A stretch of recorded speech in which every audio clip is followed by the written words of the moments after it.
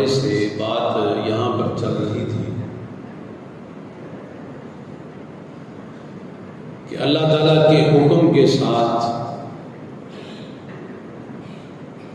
دونوں باپ بیٹا ابراہیم اور اسماعیل علیہ السلام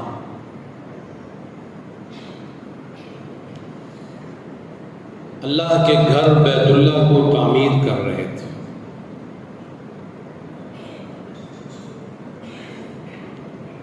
جس میں آج بھی جناب خلیل اللہ علیہ السلام کے پاؤں مبارک کے نالین مبارک کے نقش موجود۔ وہ پتھر جس کے اوپر کھڑے ہو کر جناب ابراہیم علیہ السلام اللہ کے گھر کی بنیادیں اٹھا رہے تھے، تعمیر کر رہے تھے،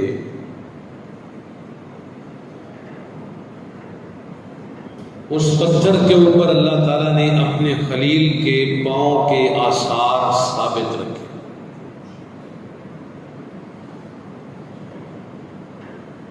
اور آج بھی جب کوئی حاجی حج یا عمرہ کرنے کے لیے جاتا ہے،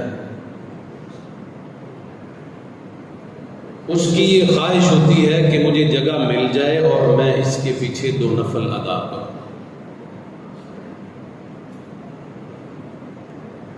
یہ اللہ تعالیٰ نے اس جگہ کو مقام اور مرتبہ عطا فرمایا۔ نبی اکرم صلی اللہ علیہ وسلم نے جب آپ کعبے کی کسی بھی سمت کھڑے ہو کر امامت کرواتے تھے تو حضرت عمر رضی اللہ تعالی عنہ نے آپ کو مشورہ دیا کہ اے اللہ کے نبی صلی اللہ علیہ وسلم، میرا دل یہ چاہتا ہے کہ ہم اس مقام کو مقام ابراہیم کو مصلی گاہ بنائیں۔ اللہ تعالیٰ کو عمر کا مشورہ پسند آیا۔ رب نے قرآن حکیم بنا کر اپنے محبوب کے سینے پر نازل فرمایا اور یہ فیصلہ فرمایا وَاتَّخِذُوا مِن مُّقَامِ إِبْرَاهِيمَ مُصَلًّى، کہ اے محبوب صلی اللہ علیہ وسلم، اسی مقام ابراہیم کو مصلی گاہ بنا۔ تو یہ شان، یہ عظمت اللہ تعالیٰ نے حضرت خلیل علیہ السلام کو عطا فرمائی، جس میں اسماعیل علیہ السلام کا بھی حصہ ہے کہ وہ اس کام میں اپنے باپ کے ساتھ تھے۔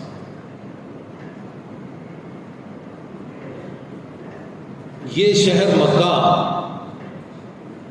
جناب سیدنا اسماعیل علیہ السلام کی وجہ سے آباد ہوا۔ یہاں اس جگہ پانی نہیں تھا، کوئی قافلہ یہاں نہیں ٹھہرتا تھا۔ اسماعیل علیہ السلام کا جو واقعہ ہم پیچھے سن چکے ہیں کہ اللہ تعالیٰ نے ان کے پاؤں رگڑنے کی وجہ سے، پیاس کی وجہ سے یہاں پانی کا بندوبست فرمایا، اور ایسا پانی جس کو ہم زمزم کہتے ہیں، جس پانی کا دنیا جہان کا کوئی پانی مقابلہ نہیں کر سکتا، اور اس پانی میں اللہ تعالیٰ نے شفا رکھی ہے، اور اس پانی میں برکت ہے، اور اس پانی کے اندر اللہ تعالیٰ نے باقاعدہ طور پر غذائی چیزیں رکھی۔ وہ مکہ کے رہائشی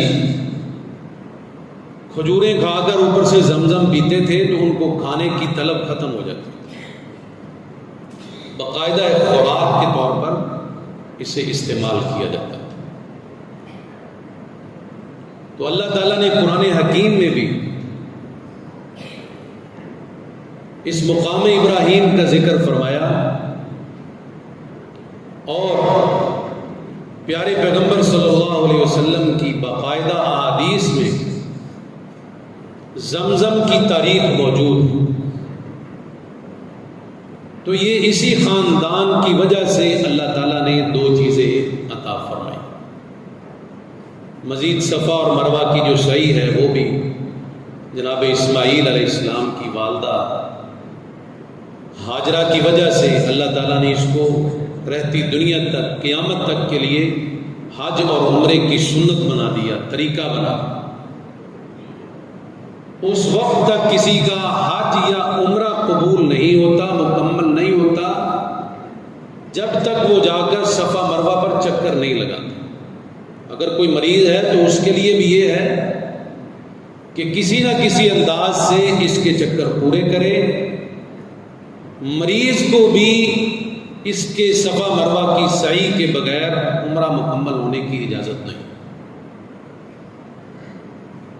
اللہ تعالیٰ نے یہ ساری کی ساری جو کرامتیں ہیں، فیض ہیں، وہ اسی خاندان کے ساتھ جوڑ دی۔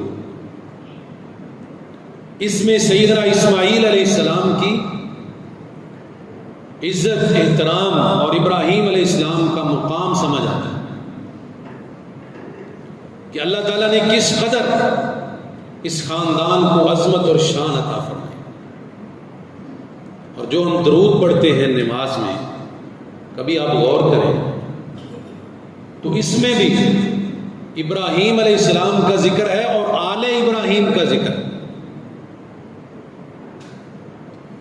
امام الانبیاء جناب محمد الرسول اللہ، صاحب صدق و صفا جناب محمد الرسول اللہ صلی اللہ علیہ وسلم نے جو ہمیں درود سکھایا ہے، اس کے الفاظ کیا ہیں؟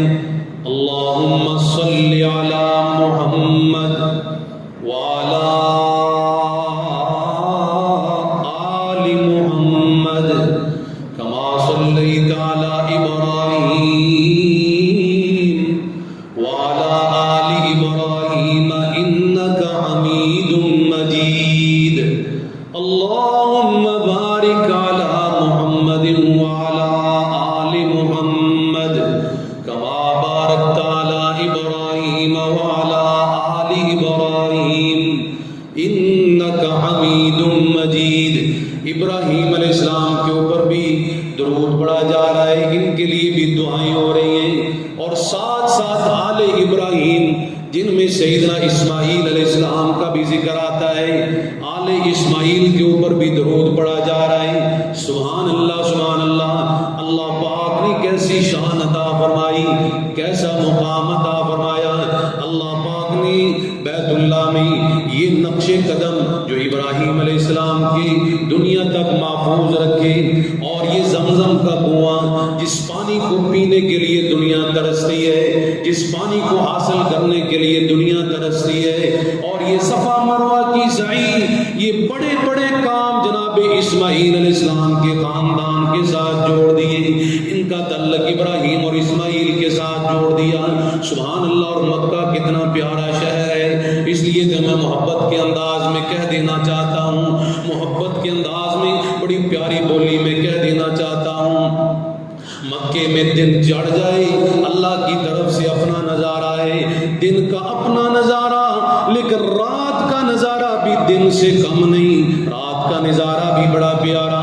اللہ ہم سب کو موقع دے، سب کو اکٹھا لے جائے اور وہاں جا کر ہم منظر دیکھیں۔ میں نے الحمدللہ جب میں عمرہ کیا تو آخری فلور پر کھڑے ہو کر مکے کا بیت اللہ کا نظارہ کیا، کیسی شان اور کیسی مقام، اور میں نے وہاں پر کھڑے ہو کر یہ شعر پڑھے تھے، دن کو لو وقت لو کو رات ہے مکے دی، دن کو لو وقت لو کو رات ہے مکے دی، اور دن کو لو وقت لو کو رات ہے مکے دی، کدی جا کے ویکھو کیا بات ہے مکے دی، دن کو لو وقت لو کو رات ہے مکے دی، اور دنیا تے شہر لوگو اور بھی بتھیرے نے، دنیا تے شہر لوگو اور بھی بتھیرے نے، پر تم مکے دیاں 4 چوفیرے نے تما پئیاں مکے دیاں 4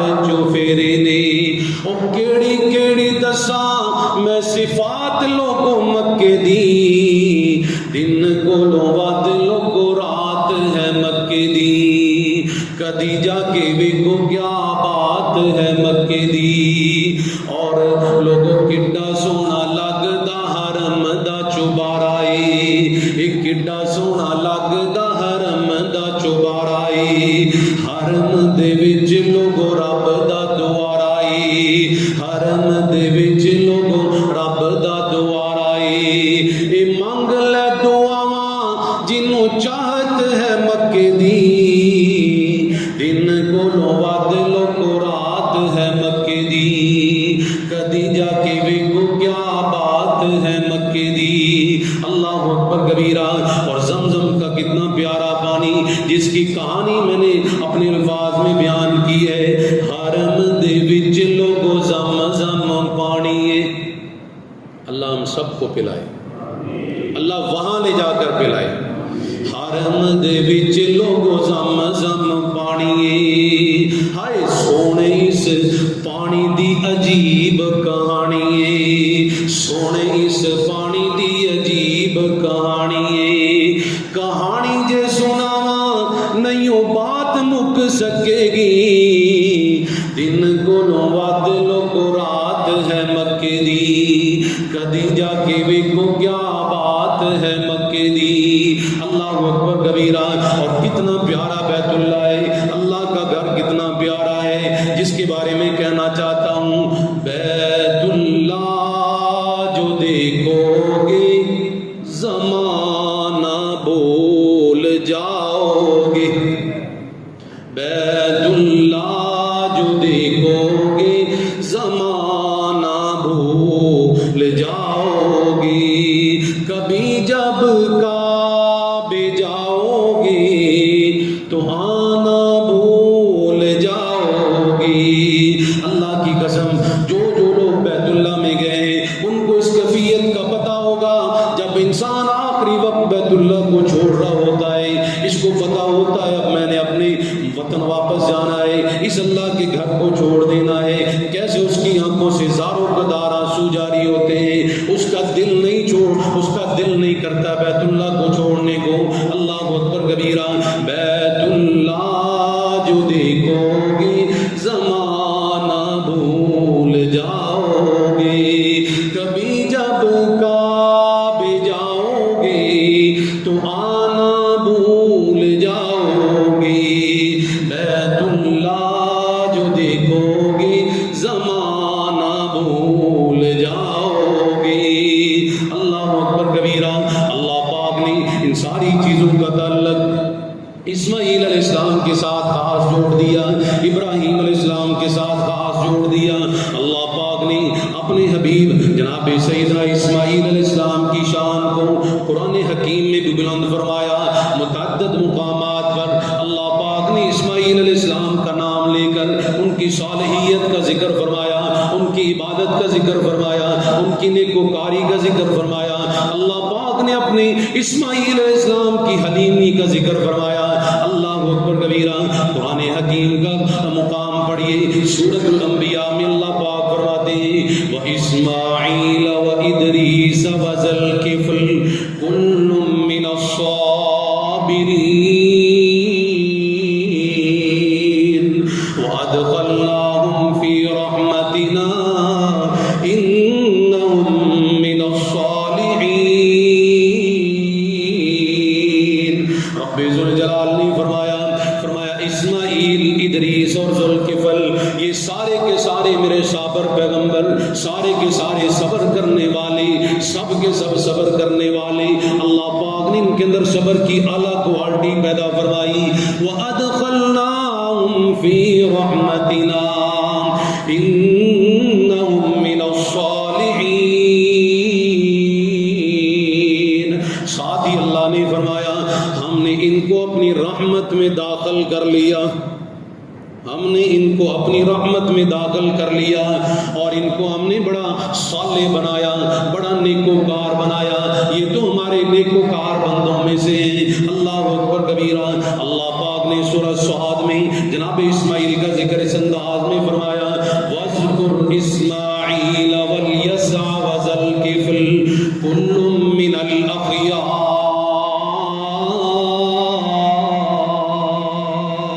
فرمایا ذکر کرو اسماعیل کا اور یسع کا اور ذوالکفل کا، کل من الاخیار، یہ سارے کے سارے بڑے خیر والے لوگ تھے، بڑے بڑائی والے لوگ تھے، بڑے اچھے لوگ تھے۔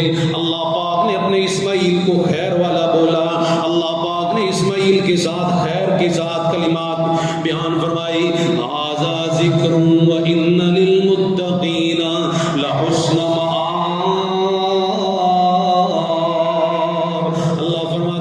ذکر ہے اپنے متقین آدمیوں کا، نیکوکار لوگوں کا، پرہیزگار لوگوں کا، لحسن مآب، ہم نے ان کو اچھا ٹھکانہ دیا، رہنے کے لیے دنیا میں بھی اچھا ٹھکانہ دیا اور رہنے کے لیے جنت میں بھی اللہ پاک نے اچھے ٹھکانے بنائے ان لوگوں کے لیے جن میں ایک نام سیدنا اسماعیل علیہ السلام کا ہے۔ اللہ اکبر کبیرہ۔ ایک اور مقام پر اللہ پاک نے اسماعیل علیہ السلام کا ذکر خیر اس انداز سے فرمایا، اِنَّا أَوْحَيْنَا إِلَيْكَ كَمَا أَوْحَيْنَا إِلَىٰ نُوحٍ وَالنَّبِيِّينَ مِن بَعْدِهِ وَأَوْحَيْنَا إِلَىٰ إِبْرَاهِيمَ وَإِسْمَاعِيلَ وَإِسْحَاقَ وَيَعْقُوبَ وَالْأَسْبَاطِ وَعِيسَىٰ وَأَيُّوبَ وَيُونُسَ وَهَارُونَ وَسُلَيْمَانَ وَآتَيْنَا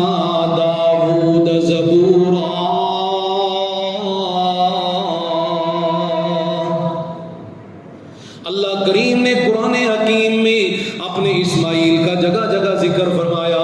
سبحان اللہ سبحان اللہ۔ حضرات گرامی، جناب اسماعیل علیہ السلام کو اللہ پاک نے بڑی شان اور شوکت عطا فرمائی۔ فرمایا اِنَّا أَوْحَيْنَا إِلَيْكَ، اے پیغمبر محمد صلی اللہ علیہ وسلم، ہم نے آپ کی طرف وحی کی، کما اوحینا الی نوح، جس طرح ہم نے وحی کی نوح علیہ السلام کی طرف، والنبیین من بعدہ، اور نوح علیہ السلام کے بعد جو نبی آئے آپ کے آنے سے پہلے اور نوح علیہ السلام کے بعد جو ہم نے نبی بھیجے ان کے اوپر بھی ہم نے وحی فرمائی۔ وَأَوْحَيْنَا إِلَىٰ إِبْرَاهِيمَ، اللہ نے نبیوں کا تو ذکر فرما دیا، تمام نبیوں کے اوپر وحی فرمائی، تمام پیغمبروں کے اوپر وحی فرمائی، لیکن الگ سے کچھ نبیوں کا نام ذکر فرمایا۔ یہ ان کی خاصیت ہے، یہ ان کا مقام اور مرتبہ ہے جن کا نام اللہ پاک نے اپنے قرآن میں ذکر فرمایا۔ فرمایا وَأَوْحَيْنَا إِلَىٰ إِبْرَاهِيمَ وَإِسْمَاعِيلَ، اور ہم نے وحی کی ابراہیم کی طرف، اسماعیل کی طرف، اسحاق کی طرف، یعقوب کی طرف، اور یعقوب علیہ السلام کی اولاد کی طرف یعنی یوسف علیہ السلام کی طرف، وعیسیٰ وایوب، اور عیسیٰ علیہ السلام کی طرف اور ایوب علیہ السلام کی طرف، ویونس وہارون، اور یونس اور ہارون علیہ السلام کی طرف، وسلیمان، اور سلیمان علیہ السلام کی طرف، وآتینا داود زبورا، اور فرمایا لوگوں ہم نے داود علیہ السلام کو زبور کتاب عطا فرمائی۔ یہ اللہ تعالیٰ کا انداز ہے، یہ اللہ کا طریقہ ہے کہ کسی کی شان کو، مقام کو بیان کرنے کے لیے اللہ الگ سے ان کے نام ذکر کر رہا ہے۔ پہلے کہہ دیا کہ ہم نے تمام نبیوں کی طرف وحی فرمائی، پھر الگ سے کچھ نبیوں کا نام لیا، یہ ان کا مقام اور مرتبہ بیان کرنے کے لیے کہ یہ نبی خاص میرے پیغمبر ہیں، خاص میرے چنیدہ ہیں، اور ان کے اوپر بھی میں نے وحی فرمائی، اور اپنے داؤد علیہ السلام کی طرف میں نے زبور کتاب اتاری۔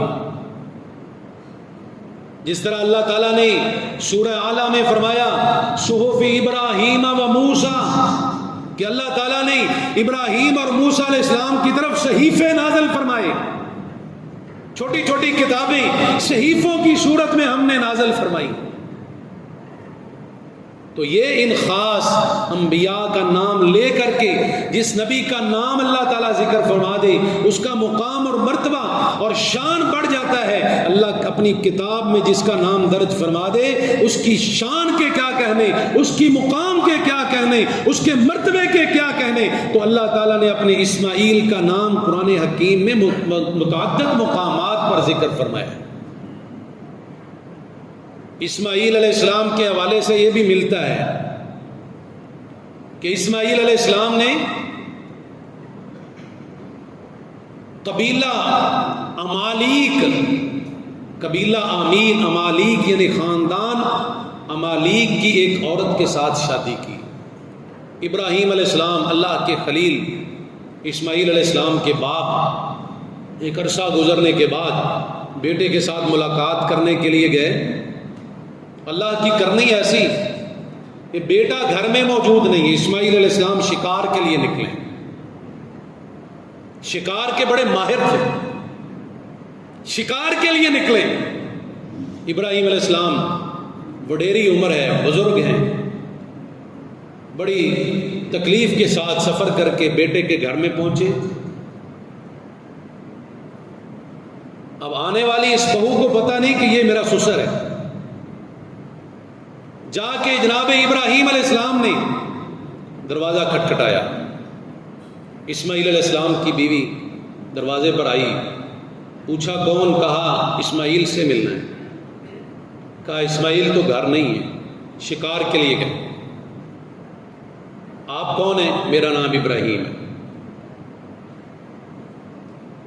ابراہیم علیہ السلام اپنی بہو سے پوچھتے ہیں سناؤ گھر کا گزارا کیسے ہوتا ہے, گھر کے حالات کیسے ہیں؟ تو یہ خاتون آگے سے جواب دیتی ہے ایک وقت کھاتے ہیں, ایک وقت بھوکا رہتے ہیں. یعنی حالات کچھ نہیں ہے, نہ شکری کی. ابراہیم علیہ السلام جاتے جاتے ایک پیغام دے گئے, کہنے لگے اچھا اسماعیل گھر آئے نا, اسے کہنا کہ ایک ابراہیم نام کا آدمی آیا تھا, وہ یہ پیغام دے گیا ہے کہ گھر تو ٹھیک ہے, سب کچھ ٹھیک ہے, لیکن گھر کی دہلیز ٹھیک نہیں ہے, اس کو بدلو. دہلیز ٹھیک نہیں ہے, اسے بدلو. اب یہ ناشکری خاتون, اس کو کیا پتا کہ یہ ان الفاظ میں کیا پیغام اپنے بیٹے اسماعیل کو دے کر چلے گئے. اس نے عام روٹین میں کہا کہ ایک بابا آیا تھا, تو یہ پیغام دے گیا ہے کہ گھر کی دہلیز ٹھیک نہیں, باقی سب کچھ ٹھیک ہے. اسماعیل علیہ السلام نے پوچھا انہوں نے کیا کیا بات کہا, اس انداز سے انہوں نے پوچھا اور میں نے یہ جواب دیا. حضرت اسماعیل علیہ السلام اپنے باپ کی بات کو سمجھتے ہوئے اسی وقت اپنی بیوی کو طلاق دیتے ہیں کہ میرا باپ جو مجھے کہہ کر گیا ہے یہ دہلیز کوئی اور نہیں, دہلیز تو ہے جس نے ناشکری کی ہے. اور مجھے میرے باپ ابراہیم علیہ السلام یہ پیغام دے کر کے گئے ہیں کہ یہ دہلیز درست نہیں ہے, تیری بیوی درست نہیں ہے, ناشکری خاتون, گھر سے نکال. دوسری شادی کی جو بنی جرہم قبیلے سے خاتون تھی, بنی جرہم جو آ کے یہاں پہ آباد ہوئے سب سے پہلے مکہ میں, جنہوں نے آباد کاری کی. اللہ کی کرنی ایسی, ایک وقت پھر گزرا, ابراہیم علیہ السلام اپنے بیٹے اسماعیل کو ملنے کے لیے آئے. دروازہ کھٹکھٹایا, پوچھا کہ اسماعیل کہاں ہیں. خاتون کہتی ہے آپ کون ہیں؟ کہا میں ابراہیم ہوں, اسماعیل کا باپ ہوں, میں اس سے ملنے کے لیے آیا ہوں. اچھا آپ اندر آئیے, بیٹھیے, پانی پیئے. پانی پلایا, کھجوریں کھلائیں, ضیافت کی. کہا اسماعیل شکار پر گئے ہیں, تھوڑی دیر گزرے گی آ جائیں گے, آپ آرام کریں. کہا نہیں میں نے آرام نہیں کرنا, میں واپس جا رہا ہوں, لیکن جب اسماعیل آئے اسے میرا پیغام دینا ہے کہ اب سب معاملات ٹھیک ہیں, اب گھر کی دہلیز بھی درست ہے. یہ شکر کرنے والی خاتون سے پوچھا ابراہیم علیہ السلام نے کہ بتا گھر کا گزارا کیسے ہوتا ہے. یہ خاتون جواب دیتی ہے کہ لوگ تو پتہ نہیں کیا کیا کھاتے ہیں، سبزیاں کھاتے ہیں، لیکن ہمارے گھر میں ہمیشہ گوشت بنتا ہے، اور ہم پرندوں کا تازہ ترین گوشت کھاتے ہیں، اور اللہ کی دی ہوئی ہر نعمت گھر میں موجود۔ میں یہاں آنے والی اپنی ماں اور بہنوں سے بھی گزارش کروں گا کہ اللہ کا شکر کرنا سیکھیں۔ جو قومیں شکر کرتی ہیں، جو لوگ شکر کرتے ہیں، اللہ تعالیٰ ان کو اور زیادہ دیتا ہے۔ کیوں بھی ایمان سے بتائیں، کیا اللہ نے قرآن حکیم میں جو بات فرمائی ہے اس میں کبھی غلطی ہو سکتی؟ دنیا ساری جھوٹی ہو سکتی، اللہ کے قرآن کی کوئی ایک لفظ اس میں غلطی کا شائبہ بھی نہیں، شک بھی نہیں کیا جا سکتا۔ تو اللہ نے قرآن حکیم میں کیا فرمایا؟ لَإِن شَكَرْتُمْ لَأَزِيدَنَّكُمْ، اگر تم شکر کرو گے تو اللہ تعالیٰ تمہیں اور زیادہ دے گا۔ ایک نعمت ہے، اگر شکر کرو گے اللہ دوسری دے گا، تیسری دے گا۔ وَلَئِن كَفَرْتُمْ إِنَّ عَذَابِي لَشَدِيدٌ، اور اگر تم نعمتوں کی ناشکری کرو گے، کفران نعمت کرو گے، ان عذابی لشدید، اللہ فرماتے ہیں پھر یاد رکھو میرا عذاب بڑا سخت ہے، میں پکڑ لوں گا، نعمتیں واپس چھین لوں گا، اور قیامت والے دن بھی عذاب کے ساتھ دو چار کروں۔ وقلیل من عبادی الشکور، اللہ تعالیٰ قرآن حکیم میں فرماتے ہیں ہمیشہ لوگوں کی یہ روٹین رہی ہے، ہر وقت میں بہت کم لوگ تھے جو میرا شکر کرنے والے ہیں۔ اللہ کے بندو شکر کرنے کا طریقہ سیکھو۔ یہ صرف زبان سے جو ہم شکر کرتے ہیں نا، جب کوئی پوچھ لے کیا حال ہے، اللہ کا شکر ہے، شکر ہے، یہ بھی ایک طریقہ ہے شکر کا، لیکن اصل انداز میں شکر کیا ہے کہ اللہ کی تابع داری کی جائے، اللہ کی فرما برداری کی جائے، اللہ کے نبی کی سنت پر عمل کیا جائے، اپنا ہر کام دین اسلام کے مطابق کیا جائے، یہ ہے شکر کا طریقہ۔ اگر زبان سے شکر بھی کہے جائیں اور اللہ کی نافرمانی بھی کرتے جائیں، بدعات بھی کرتے جائیں، پھر یہ کیسا شکر ہے؟ شکر یہ ہے کہ اللہ نے یہ ہاتھ دیے ہیں، یہ حلال کمائی کریں، حرام سے بچیں، اس کے ساتھ حلال کام کریں۔ اللہ نے پاؤں دیے چلنے کے لیے، ان کو حلال طریقے کے ساتھ چلائیں، حرام کی طرف نہ چلائیں، بے حیائی فحاشی کی طرف نہ چلائیں۔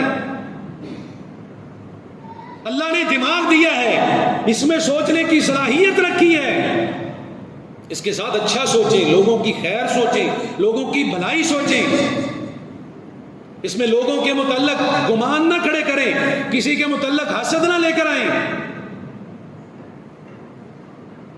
یہ شکر کے انداز ہے۔ اللہ نے آنکھیں دی ہیں، ان آنکھوں کے ساتھ اللہ کی نعمتوں کو دیکھیں، ان آنکھوں کے ساتھ اللہ نے جو کتاب ہمیں دی ہے اس کو پڑھیں، اس کے ترجمے کو پڑھیں، اس کی تفسیر کو پڑھیں کہ اللہ تعالیٰ ہمیں کیا پیغام دے رہا ہے۔ زبان سے شکر شکر شکر کہتے جانا اور عمل اس کے خلاف کرتے جانا، یہ شکر نہیں ہے۔ امام ابن قیم رحمہ اللہ نے یہ لکھا ہے کہ اللہ تعالیٰ جب کسی کو کوئی نعمت دیتا ہے اور پھر نعمت دینے کے بعد اس سے نعمت چھین لیتا ہے، سلب کر لیتا ہے، واپس لے لیتا ہے، تو ضرور اس انسان سے کہیں نہ کہیں غلطی ہوئی ہے، اس نعمت کی ناشکری ہوئی ہے جس کی بنیاد پر اللہ نے اس سے نعمت واپس لے لی۔ جب شکر کریں گے اللہ اور زیادہ دے گا۔ وہ صحیح بخاری کا واقعہ میں نے پیچھے کبھی خطبے میں ذکر کیا تھا، 3 آدمی، ایک گنجا اور ایک آنکھوں سے نبینا اور ایک کوڑی، جن کے پاس فرشتہ آتا ہے اور ان سے پوچھتا ہے تمہاری کیا ڈیمانڈ ہے، تمہیں کیا چاہیے؟ کوڑی کہتا ہے یار میرے قریب کوئی نہیں بیٹھتا، اگر میرا کوڑ کا مرض دور ہو جائے تو مجھے اس کے بعد کچھ نہیں چاہیے۔ اللہ کی رحمت کے ساتھ فرشتے نے ہاتھ پھیرا، اللہ نے اسے شفا دے دی۔ فرشتہ پوچھتا ہے کیا چاہیے؟ مال میں سے کس کو پسند کرتے ہو؟ کہتا مجھے اونٹ پسند ہے، ایک حاملہ اونٹنی اسے دے دی۔ دوسرے کے پاس جاتا ہے جو سر سے گنجا ہے، اب گنجے لوگ یہ سمجھتے ہیں نا کہ وہ بھی بال چاہتے ہیں، اس کے پاس گیا، اس نے کہا یار میں بھی چاہنا بھی میرے بھی سر تے وال وول ہون، میں پافشا واواں تے اللہ دی نعمت تو میں محروم ہاں، تو مجھے بھی بال مل جائیں۔ فرشتے نے ہاتھ پھیرا، اللہ تعالیٰ نے اپنی رحمت کے ساتھ اس کے سر کے اوپر بال اگا دیے۔ پوچھتا ہے تجھے کیا پسند ہے؟ اس نے کہا یار مجھے گائیاں بڑی پسند. ایک حاملہ گائے اسے تھے. تیسرے کے پاس جاتا ہے, نبینے کے پاس, اسے جا کر پوچھتا ہے تجھے کیا چاہیے؟ وہ کہتا ہے یار میری آنکھیں نہیں ہیں, دنیا اندھیر ہے, اگر مجھے آنکھیں مل جائیں اس سے بڑی اور کیا چیز ہے. فرشتے نے ہاتھ پھیرا, اللہ نے اپنی رحمت کے ساتھ اسے آنکھیں دے دی. یہ بنی اسرائیل کی قوم کا واقعہ خود صحیح بخاری میں ذکر ہے. اس سے پوچھا تجھے کہ کون سی چیز پسند ہے؟ کہتا مجھے بکریاں پسند ہے. ایک حاملہ بکری اسے دے دی. وقت گزرا اور ان کے پاس بڑے بڑے مال ریوڑ بن گئے. اونٹوں کے بہت بڑے بڑے باڑے اس کے پاس ہو گئے, دوسرے کے پاس گائیوں بہت کثیر تعداد میں, تیسرے کے پاس بکریاں کثیر تعداد. اللہ نے ان کو آزمانا چاہا, پھر فرشتے کو بھیجا, انسانی شکل میں آیا, غریب فقیر بن کے آیا. کہتا ہے یار میں مسافر ہوں, رستے میں چلتے چلتے میرے پاس سب کچھ ختم ہو گیا ہے, اگر ایک اونٹ مجھے دے دیں تو میں اس سے فائدہ اٹھاؤں گا.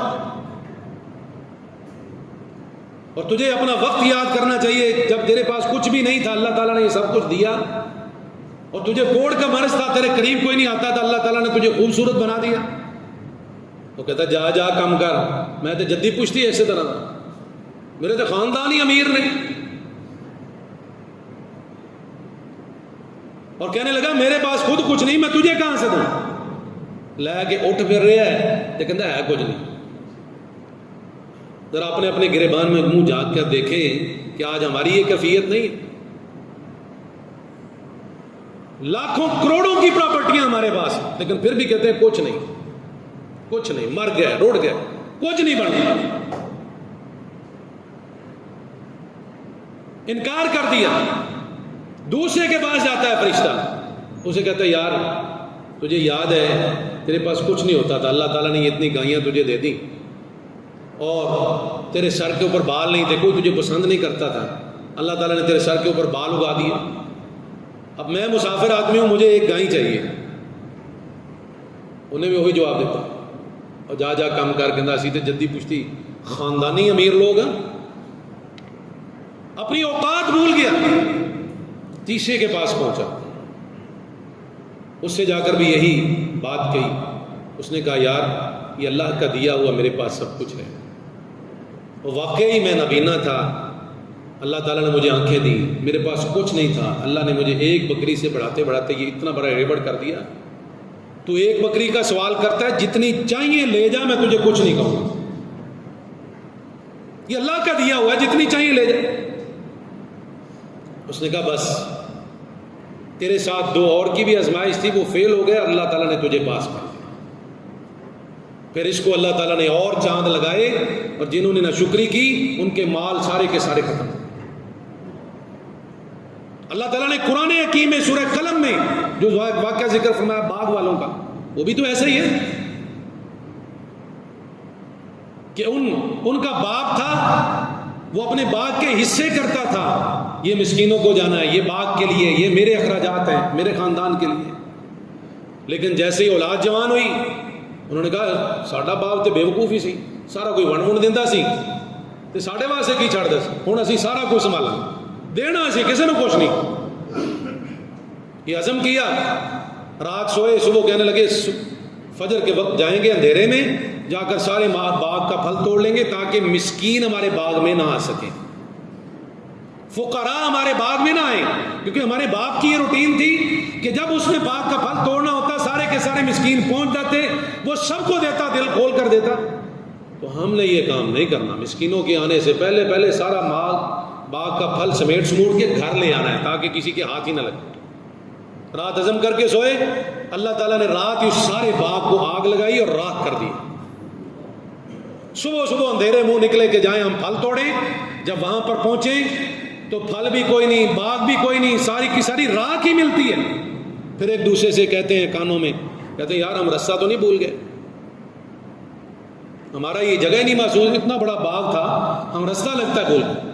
ان میں سے بڑے نے کہا نہیں رستہ نہیں بھولے, میں نے آپ کو کہا تھا کہ ہمارا باپ جو کرتا ہے وہ درست کرتا ہے, لیکن تم نے میری نہیں مانی.